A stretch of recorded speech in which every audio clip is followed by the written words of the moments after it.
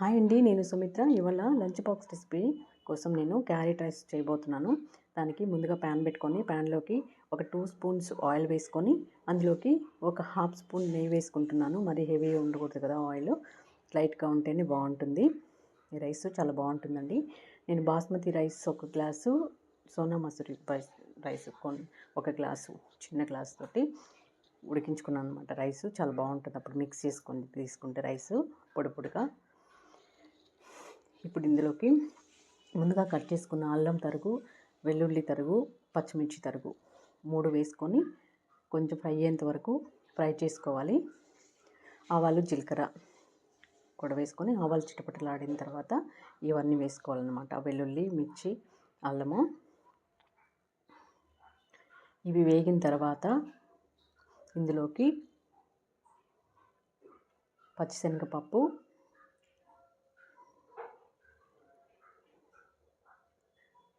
కొంచెం పల్లీలు, మీ ఆప్షనల్ అండి. మీకు ఏ పప్పు కావాలంటే ఆ పప్పు వేసుకోవచ్చు. అన్ని పప్పులు వేస్తే కూడా బాగుంటాయి.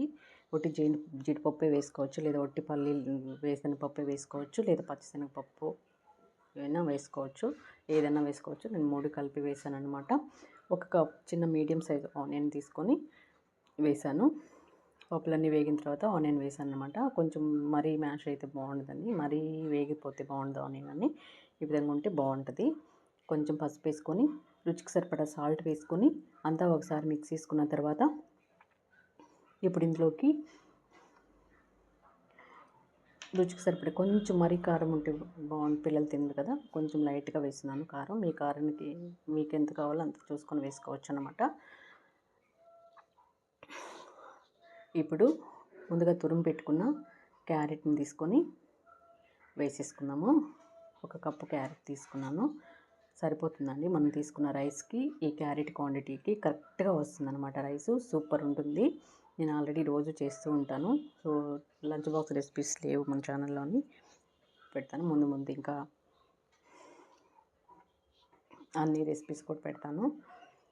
కొంచెం గరం మసాలా వేసుకొని ఒకసారి మిక్స్ చేసేసుకొని ఇప్పుడు ముందుగా ఉడికించుకున్న రైసు ఇందులోకి సాల్ట్, కొంచెం ఆయిల్ వేసుకొని ఉడికించుకున్నాండి. పొడి పొడిగా చాలా బాగా వచ్చింది రైసు. ఈ విధంగా ఉడికించుకుంటే సూపర్ ఉంటుందన్నమాట. చూసారు కదా ఎంత బాగుందో, మంచి గుమగుమలాడిపోతుంది, మంచి అరోమా వస్తుంది, సూపర్ టేస్ట్ ఉంటుంది. ట్రై చేయండి. ట్రై చేసి ఎలా వచ్చిందో కామెంట్ సెక్షన్లో తెలియచేయండి.